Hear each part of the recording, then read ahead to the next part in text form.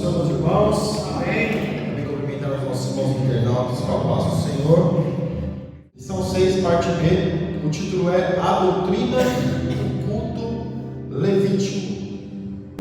O nosso textual diz: do Senhor é a terra e a sua plenitude, o mundo e aqueles que nele habitam. Salmo 24, 1. Nós já falamos sobre esse texto, nós já fizemos menção sobre algumas coisas, mas só para ressaltar aos irmãos e fazer apenas uma revisão rápida daquilo que nós já falamos no sábado, que Deus é o dono de todas as coisas.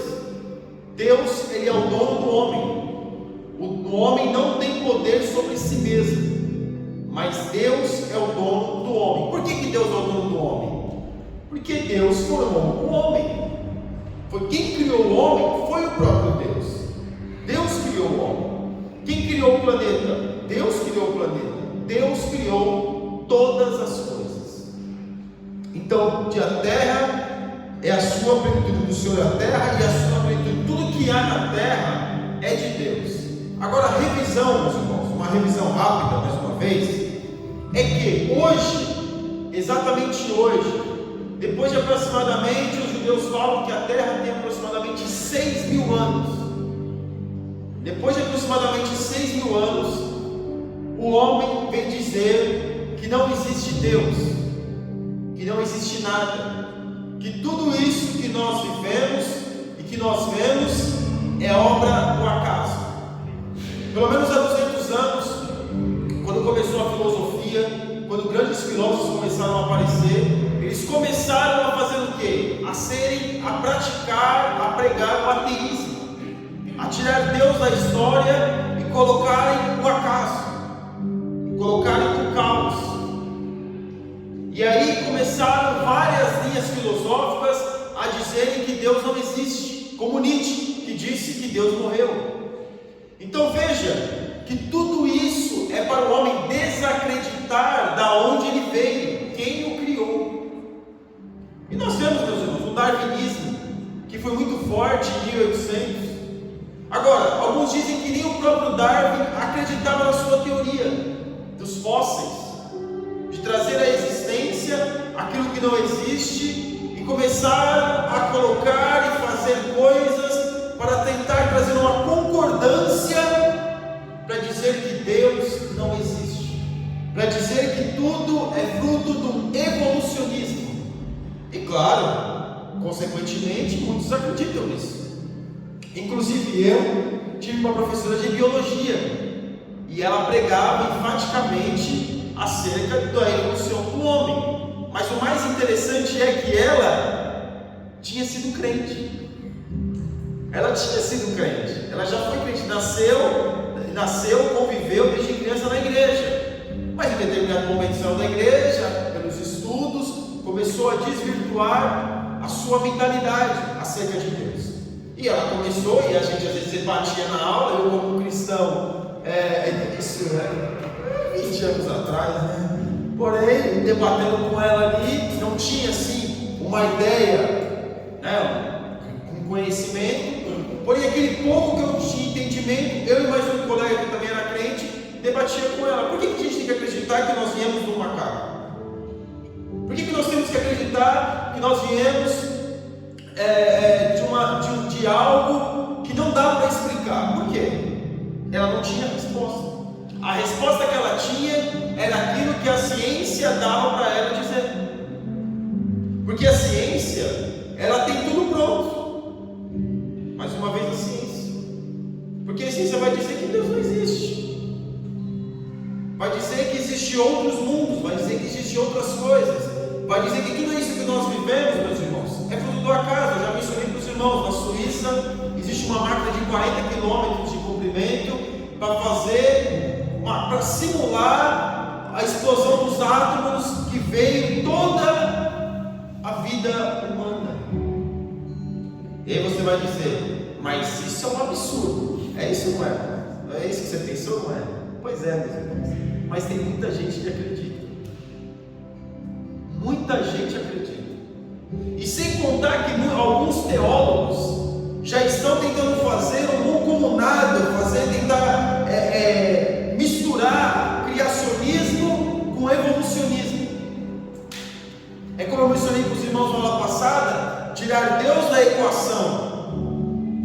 tirar Deus da história.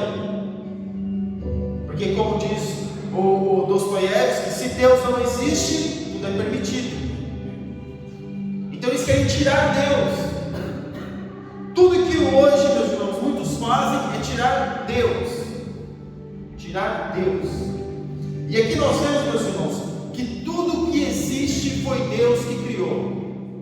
Deus criou até o diabo. Deus criou até os demônios. Deus criou até o inferno. Deus criou? Deus criou. Mas para ele ser diabo, ele fez uma escolha. Para os demônios serem demônios, eles fizeram a escolha de serem demônios. Ele fez a escolha de ser o diabo, de ser Satanás. Ele que fez a escolha. Porque Deus na plenitude não criou o diabo, mas o diabo escolheu ser diabo. Satanás escolheu ser Satanás. Então o homem é fruto das suas escolhas. O homem tem total livre-arbítrio de escolher se Deus existe ou se Deus não existe. Quem já assistiu aquele filme Deus Não Está Morto? Já assistiu? Já tem o 2, né? Tem 3, né? Mas eu acho que o 2 acho que é melhor. Acho que o 3 já não ficou muito bom, acho que até o 2. Você vê que os argumentos que eles trazem para combater a nossa fé são argumentos fortes. São argumentos fortes. Mas nós temos que ter fé e ter a certeza que Deus é o Criador de todas as coisas. Por quê, meus irmãos? Esse ensinamento, tudo isso que nós temos nos dias de hoje, isso é fruto, meus irmãos, isso é coisa de 200 anos atrás, não é muito mais do que isso. Claro, já houve civilizações que também quiseram dizer que Deus não existe. Mas essa força toda vem de 200 anos, 300 anos no máximo, não mais do que isso. Porque começou o renascentismo, começou as grandes universidades, e sem contar que quem criou as universidades foram os protestantes. Os protestantes criaram as universidades, e através das universidades, muitos infiltrados começaram a trazer um ensinamento para o jovem negar a existência de Deus. Então aqui na verdade prática, tudo que existe pertence ao Senhor, e ao Senhor deve ser consagrado principalmente o nosso ser. Aí é aquilo que nós já falamos, a consagração, nos doar, dar a Deus, mas dar sem esperar nada em troca. Porque quando você consagra algo, você não espera nada em troca.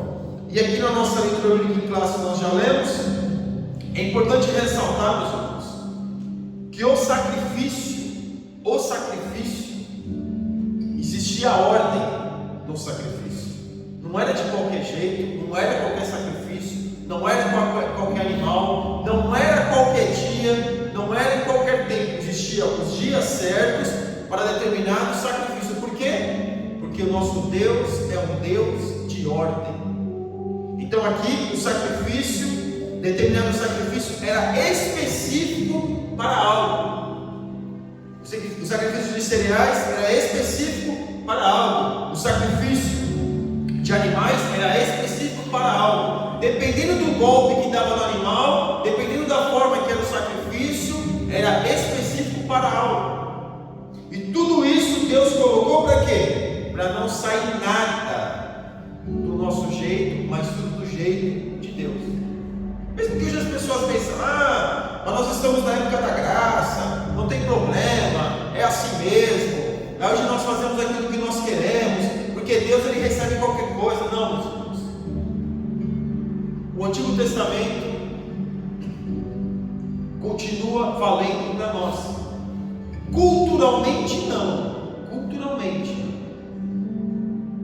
Mas as ordenanças do Senhor nós podemos aplicar hoje. De que forma? Dentro da nossa cultura, dentro da nossa vivência. E aqui no tópico 3 diz assim: a teologia do Levítico preconiza a sacralidade da vida humana como imagem e semelhança de Deus. Em Israel, ao contrário das culturas cananeias, estava proibido o sacrifício humano, pois o verdadeiro sacrifício a Deus é um coração humilde e contrito. Por que nós vemos Isaías, aqui vai dizer que Isaías 57:15, vai fazer menção acerca do sacrifício humano? que, irmãos? Nós já aprendemos na lição retrasada, acho que foi na lição retrasada, na lição 4, né, que nós falamos sobre Moloque, sacrifício de crianças. Você já reparou quanta criança que some por aí? Ainda hoje? Você acha que some por acaso? Os irmãos acham que some por acaso? Adultos que somem, você acha que some por acaso? Não todos. Existem muitas coisas, né, que envolvem isso. Mas Deus aqui estava falando para aquele povo, porque aquela sociedade, naquela época, existia o sacrifício humano. Se nós pegarmos até a civilização Inca, você vai ver, se vocês pegarem qualquer documentário Inca, como eles sacrificavam o povo, algumas pessoas ali da população. Era muito sacrifício, era muito sangue, era algo absurdo. Os Incas, os Maias, era muito sacrifício que eles faziam, tanto de criança como de adultos. E aquela nação e aquele povo que estava em volta de Israel, eles tinham essa cultura de sacrificar pessoas. E Deus estava falando para eles o quê? Dizendo a eles que isso era um pecado, nós não podemos tirar a vida de ninguém. E Deus não aceitava sacrifício humano. Deus não aceita sacrifício humano. Porque quando nós falamos de Jesus como um sacrifício vivo, ali Jesus simboliza um cordeiro. Não tem nada a ver com a humanidade, não tem nada a ver com ir lá e se sacrificar.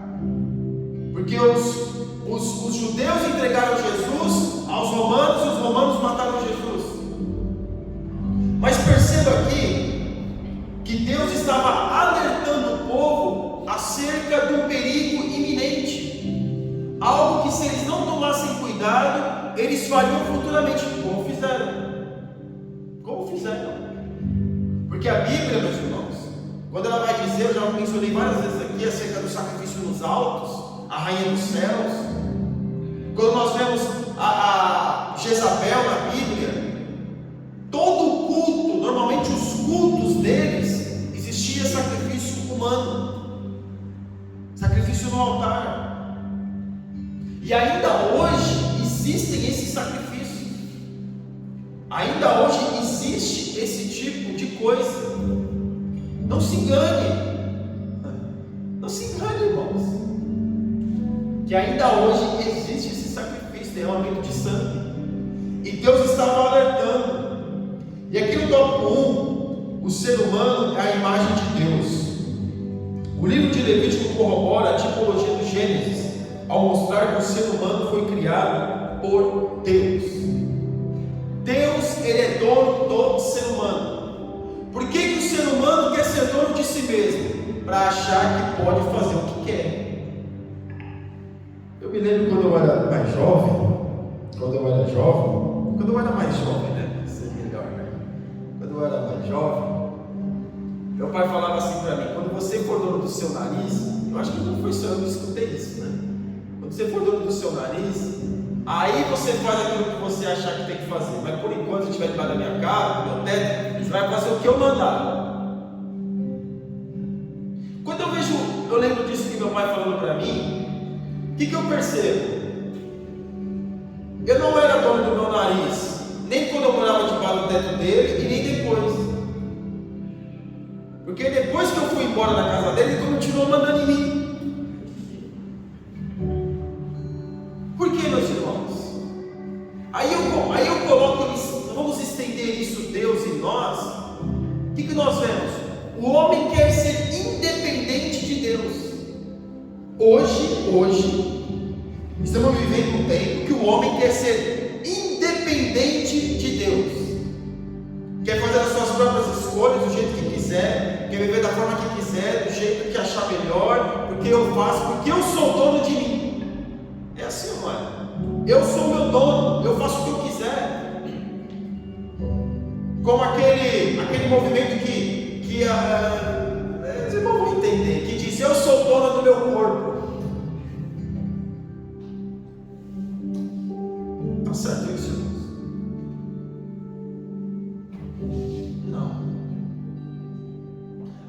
pensam que são donos de si mesmos, mas não são.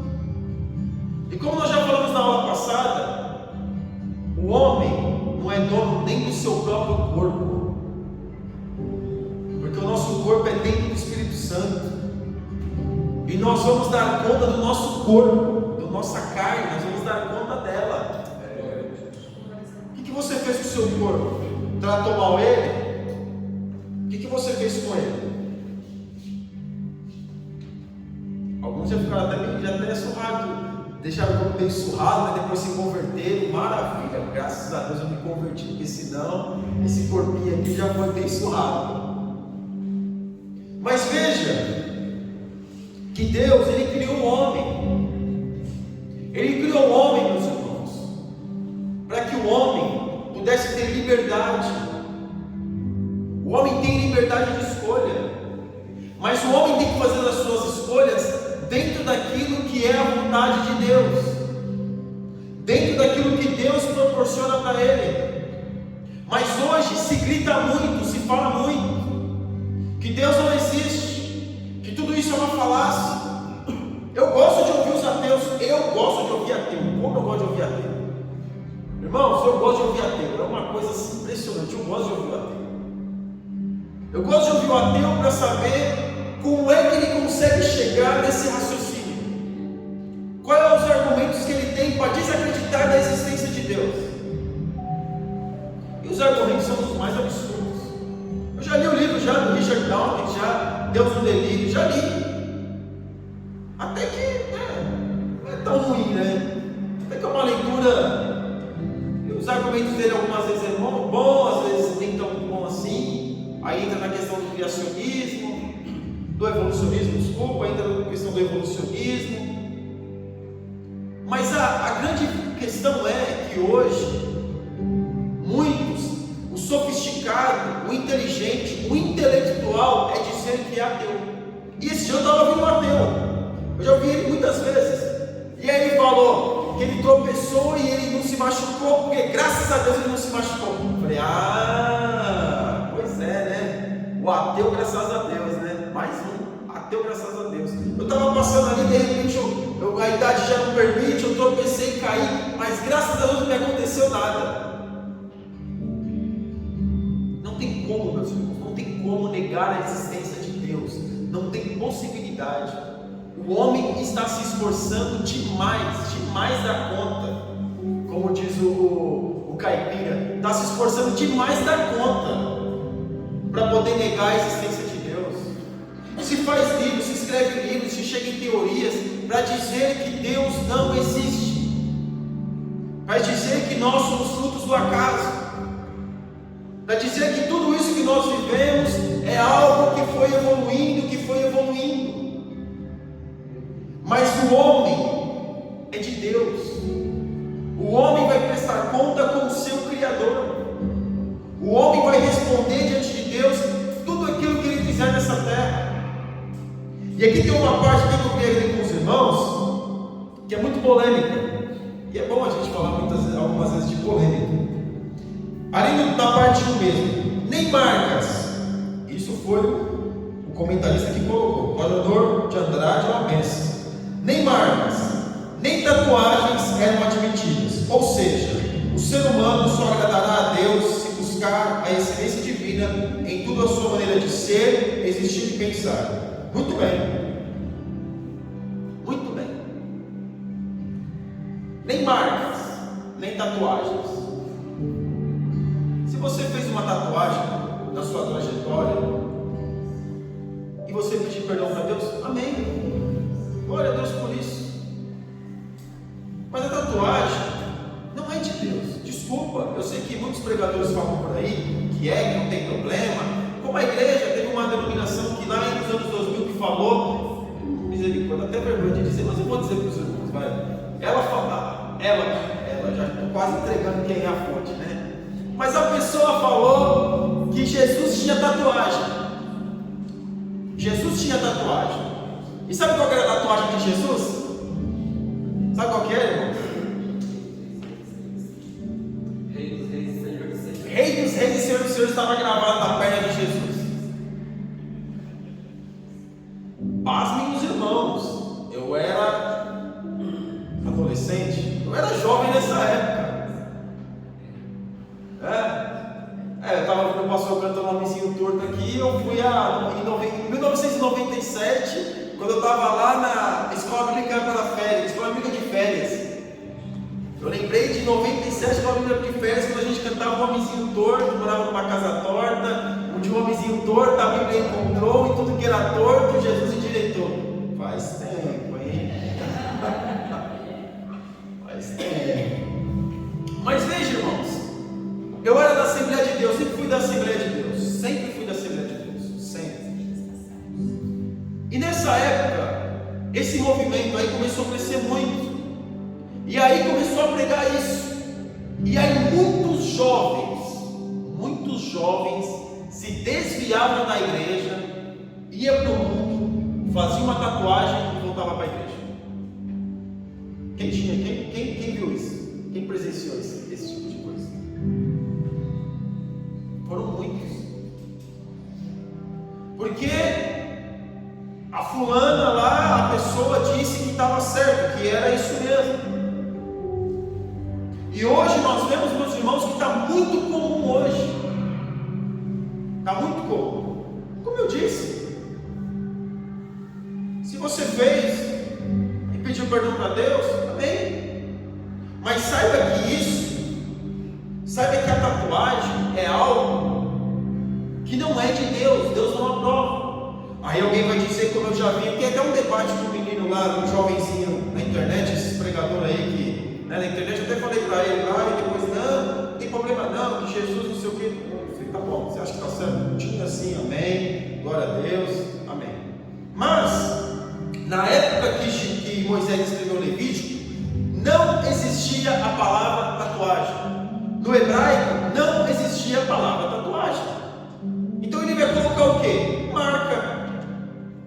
É uma marca que se faz. Se nós pegarmos o histórico da tatuagem, meus irmãos, a palavra tatuagem, ela foi inventada por um marinheiro, mais ou menos em 1700, 1800. A Bíblia, ela foi traduzida, a Bíblia, João Ferreira de Almeida, ela foi traduzida em 1650, 1700.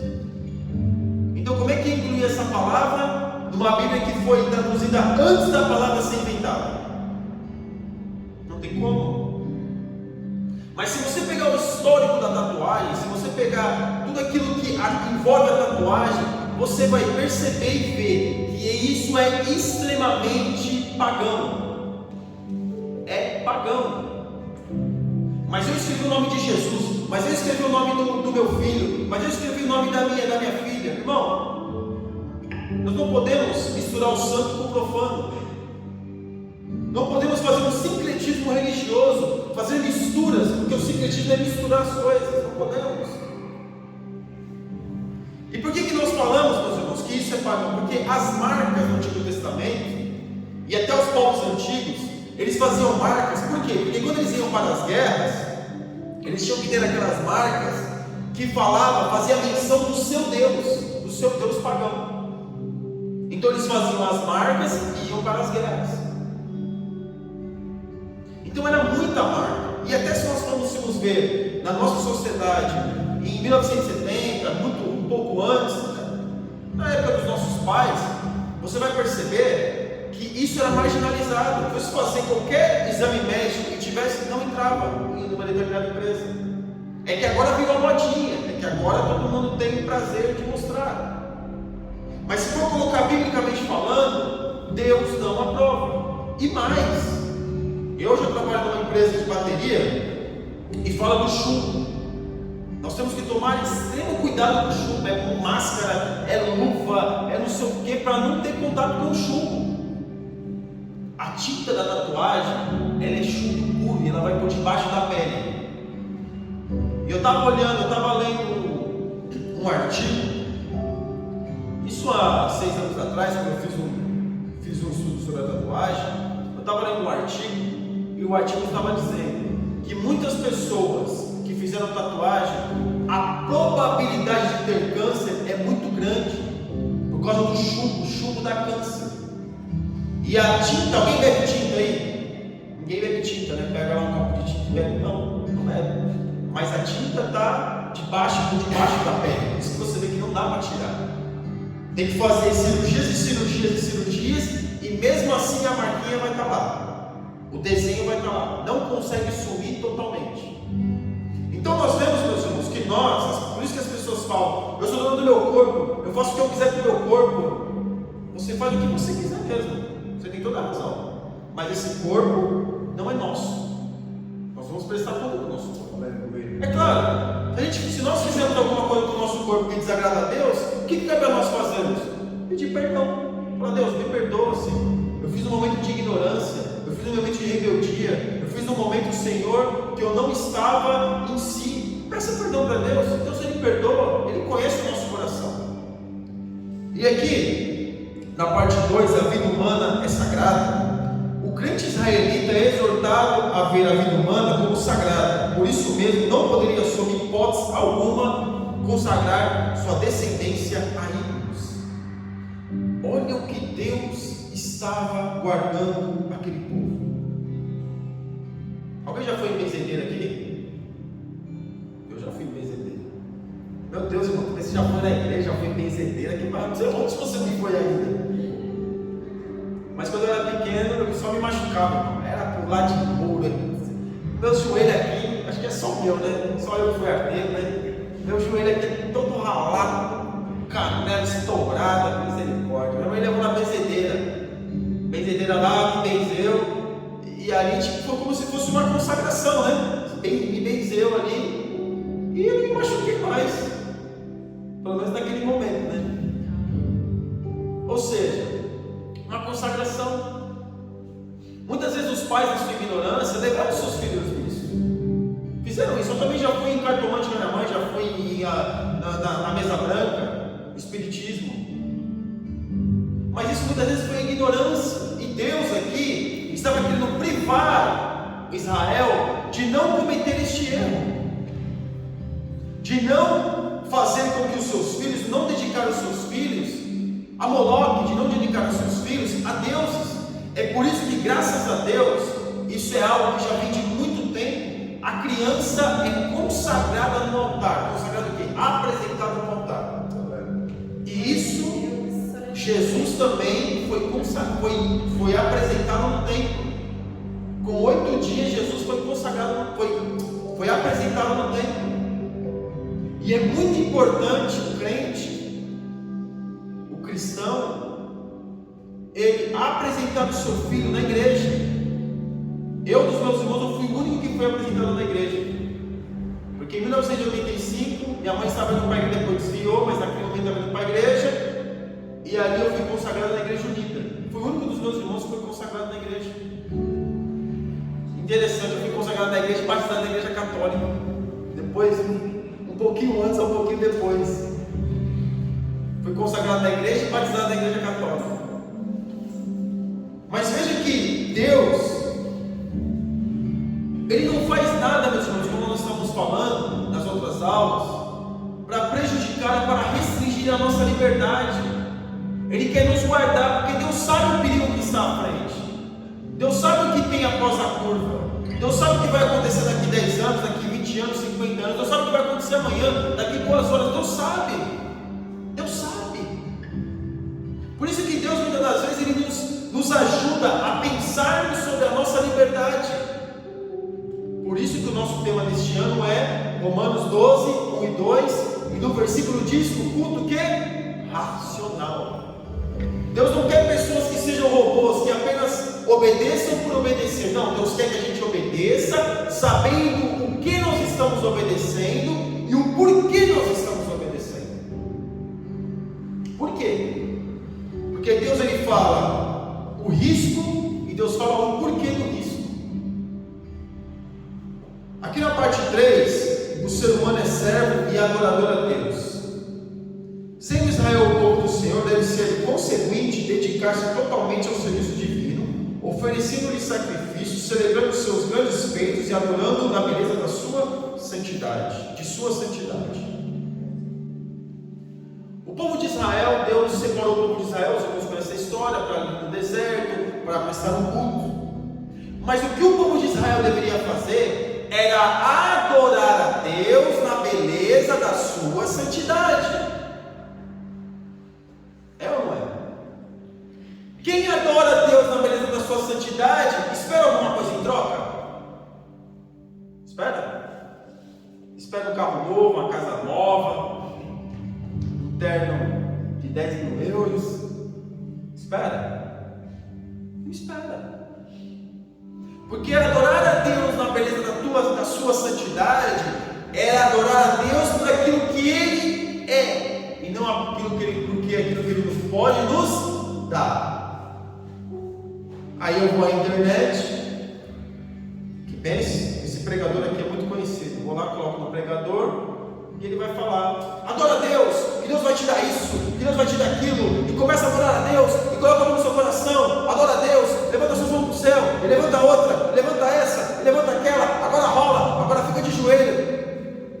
Porque que Deus vai te dar, porque Deus vai te abençoar, porque Deus é isso, porque Deus vai te dar, mas quando você começar a adorar, é aí, nossa, o Evangelho não é isso.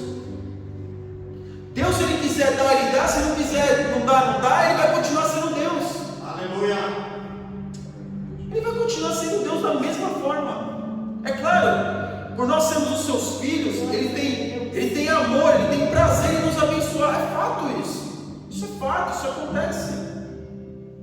Mas o ensinamento hoje, e a linha que se leva, é que o homem tem que adorar a Deus para Deus vir e dar alguma coisa a Ele. Vamos adorar a Deus. E agora vamos fazer a campanha dos 7 dias, campanha dos 12 meses, campanha. Irmão, desculpa, mas eu sou meio cabelo no negócio de monte de campanha. Quando começou aquela modinha dos 12 dias do meio, dos 12 dias para 12 meses de bênção, eu falei: misericórdia, Senhor. Então quer dizer que a gente tem que ser crente durante 12 dias para ser abençoado durante 12 meses? Aí é muito fácil, né? Porque as pessoas estão indo à igreja, estão nesse intuito de 12 meses eu vou para a igreja para receber uma bênção durante 12 meses. 12 dias eu vou para receber uma bênção de 12 meses. Deus vai te abençoar durante 12 meses? Claro que vai. Claro que vai. Mas qual que é a bênção de Deus para nós? Porque muitas vezes a bênção de Deus é nos ensinar algo. Muitas vezes a bênção de Deus é nós termos uma consciência melhor acerca de quem é Deus. Muitas vezes a bênção de Deus é nós aprendermos a termos uma vida melhor na sua presença. Muitas vezes a bênção de Deus é nós orarmos mais, buscarmos mais a Deus. Então percebam, meus irmãos, que hoje há uma coisa que a teologia da prosperidade faz muito, é: adore a Deus, dê para Ele que você vai receber. Graças a Deus, o nosso ministério, ele ensina: irmão, oferta que Deus vai te abençoar, não fala que você vai receber 50 vezes, 100 vezes, 200 vezes mais. Aqui não vende feijões mágicos, não vende vassoura, não vende água do Rio Jordão, aqui não vende nada disso. Glória a Deus. Não vende. E agora você pega a rosa ungida, coloca lá, que vai dar tudo certo. Aqui não tem isso, irmãos. Não tem isso. Aleluia. Não tem.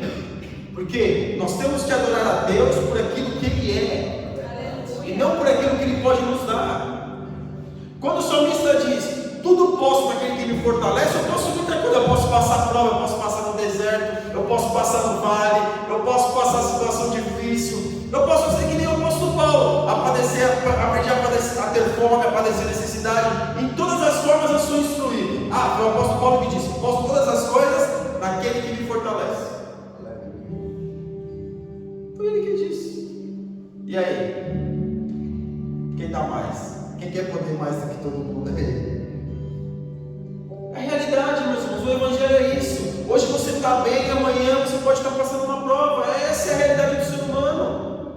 Agora, muitos querem fazer o quê? Querem fazer: não, você tem que adorar a Deus. E se você não adorar a Deus, a sua fé não é suficiente. Como aquela igreja que fala sobre muita prosperidade, e uma mulher vendeu a sua casa e deu tudo para a igreja. Aí sabe o que o fulano disse para ela? Você teve fé para dar, mas não teve fé para receber. Porque ela foi cobrar a casa que ela vendeu e deu na igreja. Ele disse isso para ela. Você teve fé para dar, mas você não teve fé para receber. Por quê? Ela vendeu a casa da igreja, justificativa.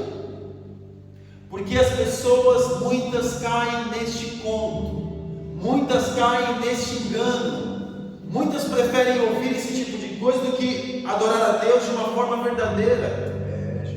Porque quando nós geramos fé dentro de nós vamos adorar a Deus cada vez mais intimamente com Ele. Mas isso é o tempo, isso vai levando, a fé vai crescendo, você vai adorando. O que é adorar, meus irmãos? As pessoas falam, adorar é cantar, ficar cantando, oh aleluia, eu te adoro. Não, meus irmãos, adorar não é cantar.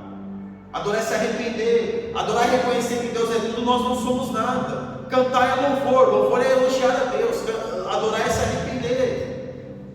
Quando a mulher samaritana falou para Jesus, qual é o monte nesse monte naquele que nós devemos adorar? Aí Jesus falou, vocês adoraram ao Pai em espírito e em verdade. Ela queria ir no templo para cantar? Não. O que era adoração? Era o bezerro que era morto ali, era o cordeiro que era morto, que era o sacrifício. Para quê? Para que o povo pudesse se arrepender. Então o que nós mais vemos hoje, meus irmãos, é isso. Venha para a igreja, adore a Deus, Deus vai te dar, Deus vai te dar, Deus vai te dar. Não, uma coisa que Deus dá, isso Deus dá mesmo, é paz. Você está no meio da prova, está no meio da luta, está no meio de dificuldade, e nós, o crente, tem paz. Tem ou não tem? Está tudo difícil, tudo complicado, está o deserto lá, o negócio está pegando, misericórdia, Senhor, estou na prova. Aí você está ali, a mente está sendo afligida, estão batendo na sua mente, o diabo está lá. Agora cadê seu Deus? Cadê seu Deus? Cadê seu Deus? Cadê seu Deus? Aí você clama a Deus e vem a paz. Um negócio assim que não dá para explicar. É ou não é? Aleluia. Aleluia. O que Jesus prometeu para nós não foi ausência de lutas. O que Ele prometeu para nós é que estaria conosco todos os dias. Glória a Deus. Aleluia. Todos os dias. Então, aqui, o que Deus estava ensinando para aquele povo, o que Moisés estava escrevendo é para que o povo viesse adorar a Deus na beleza da sua santidade. Eles não adorassem a Deus pela carne que eles estavam comendo, eles não adorassem a Deus pelo maná que eles estavam comendo, eles não adorassem a Deus pelas roupas que não estragavam, que cresciam conforme eles andavam no deserto, eles não adorassem a Deus pela nuvem que cobria eles durante o dia, e nem para a nuvem durante a noite que trazia para eles calor. Não era isso que eles deveriam adorar a Deus. Não era isso, não era por isso que eles deveriam adorar a Deus. Não deveriam adorar a Deus pela terra que eles entrariam, não era isso. Eles deveriam adorar a Deus por aquilo que Deus é: todo-poderoso, santo, tremendo, glorioso. O seu amor é um amor que não dá para comparar. Era isso que Deus queria, que eles entendessem o sinônimo, a questão da adoração. A adoração é isso. Porque alguém vai dizer, adorar quando está tudo bem é fácil, não é? Mas e quando está tudo difícil? Mas tem pessoas que quando está tudo difícil adoram a Deus, mas quando está tudo fácil esquece de Deus. Tem as vertentes também. E aqui na parte 4, para nós já caminharmos para o final, o sacrifício pacífico. A teologia do livro de Levítico tinha por objetivo, antes de tudo, levar o israelita a servir voluntária e amorosamente a Deus. Esse ideal é realçado pelo salmista. A síntese desse ensinamento está no sacrifício pacífico com que Israel mostrava sua gratidão ao Senhor. Eles cometiam pecado contra Deus, e o que era o sacrifício pacífico? Pacificar a ira de Deus contra o pecado deles. Ao invés de Deus matar todo mundo, Deus tinha paciência com eles. E o que faz Deus ter paciência conosco? Jesus. É Jesus. É Jesus que morreu na cruz do Calvário para que nós pudéssemos ter o quê? A salvação. Porém, nós, meus irmãos, nós pecamos, hein? Misericórdia. Como a gente peca. A gente peca todo dia. E mesmo assim, Jesus, Deus, continua nos amando. e o sangue de Jesus, que nos purifica de todo o pecado, nós vemos que é algo tremendo. E aqui, para o povo não ser destruído, tinha um sacrifício pacífico, para pacificar as coisas. Por que Davi está falando, bem-aventurados os pacificadores? Pacificar aquela situação, para que o povo não viesse a ser destruído. O que Deus falou para Moisés? Eu vou matar todo mundo. Deus não falou para Moisés que ia matar todo mundo? O que Moisés falou para Deus? Não, Senhor, não faz isso não. O que os outros povos vão dizer? O que vão dizer do Senhor? O Senhor tirou nós da terra para matar nós aqui? É claro, meus irmãos, Deus estava testando Moisés. Porque Deus falou para Moisés, então eu vou fazer de você, depois eu vou matar todo mundo, eu faço de você uma outro povo, eu vou fazer de você. Moisés falou, não, Senhor, este povo. Então veja, que Deus, quando Deus, Ele permite as coisas da nossa vida, porque Deus permite, meus irmãos, que a gente seja tentado. Deus permite. Não fique enganado achando que a tentação é pecado. A tentação não é pecado. O pecado é ceder à tentação. Nós somos tentados. E aqui o povo de Israel, eles pecaram contra Deus. Assim como eu e você, nós pecamos. Porém, o remédio é Jesus. Aquilo que nos traz a paz. Aquilo que nos dá condição de orar a Deus e falar com Deus.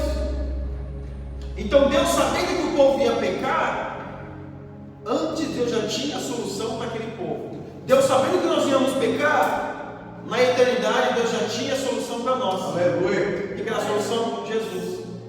Quando Adão e Eva pecaram no paraíso, o que Deus fez? Colocaram lá as folhas lá, aquilo lá cobriu alguma coisa? Não, o que Deus fez? Matou, já que foi um sacrifício para cobrir o pecado do casal. Olha o nosso Deus como é que Ele faz. Ele, sabendo do nosso erro, que nós vamos errar, sabendo que o povo de Israel ia errar, ia pecar em vários sentidos, Deus, Ele coloca uma oferta, um sacrifício para cada pecado que o povo viesse a cometer. Porque Deus já sabia que o povo ia cometer o pecado. Deus já sabia que o povo ia errar. Então Deus já prepara o sacrifício para que quando o povo viesse a errar, o povo pudesse ter o quê? Uma chance. E aqui esse sacrifício era uma chance que o sacrifício pacífico era uma chance que o povo tinha de acertar. Meu Deus, já passou um tempo. E a nossa conclusão, meus irmãos? Passou tão rápido. Nós somos o templo do Espírito Santo, 1 Coríntios 6,19. E como tais, somos imitados, intimados a andar em novidade de vida, consagrando tudo ao Senhor e a começar por nós mesmos. Se não nos ofertarmos amorosa incondicionalmente a Deus e usarmos o nosso corpo para o pecado, como estaremos diante de Deus? Seremos réus diante dele. A essência da teologia do Levítico continua válida ainda hoje. O Deus que exortou Israel à santidade requer de igual modo a nossa santificação. Nós somos o templo do Espírito Santo. Nós somos um templo móvel. Vamos para todos os lugares. E aqui nós estamos nos reunindo para adorar a Deus em comunhão. E aqui vai dizer que nós temos que viver o quê? Em novidade de vida. A vida que nós tínhamos antes, não podemos continuar tendo essa vida. Aí o que? A mudança. A mentalidade que o povo hebreu tinha no Egito, eles deveriam mudar a sua mentalidade quando estivessem na presença de Deus. É por isso que quando Moisés está subindo no monte, que Moisés está próximo do monte, e começa aquele estrondo no monte, o povo fica morrendo de medo. Fala você, Moisés, com Deus, porque nós não vamos falar não, nós estamos com medo. Imagina, meus irmãos, aquele povo vendo um monte lá quase pulando, coisa tremenda, o povo ficou morrendo de medo. E aqui nós vemos, meus irmãos, que se nós não fizermos aquilo que Deus está mandando nós fazermos, consequentemente nós seremos réus, nós iremos a julgamento. E isso não é eu que estou dizendo. dizendo, é a Bíblia que fala. Nós vamos prestar conta de tudo. O povo de Israel prestou conta de tudo. Tudo que fizeram, muitos morreram no deserto. Na verdade, todos eles, só Josué e Caleb que entraram na terra prometida. Agora, cabe a mim e você a nossa escolha. Esse corpo não é meu, eu tenho que cuidar dele, eu tenho que preservá-lo na presença de Deus. Não é o que eu quero, não é o que eu acho, não é o que eu penso. A nossa carne é tendenciosa, ela vai sempre querer trazer para a carne um prazer. Isso é normal, isso é o que acontece, somos seres humanos, isso é normal. Porém, cabe a nós clamarmos o sangue de Jesus, buscarmos a Deus, que o nosso espírito possa estar cada vez mais próximo de Deus, porque cada vez mais nós estivermos próximos de Deus, o pecado dessa terra não vai fazer sentido para a nossa vida cristã. Amém? Que Deus abençoe a todos em nome de Jesus.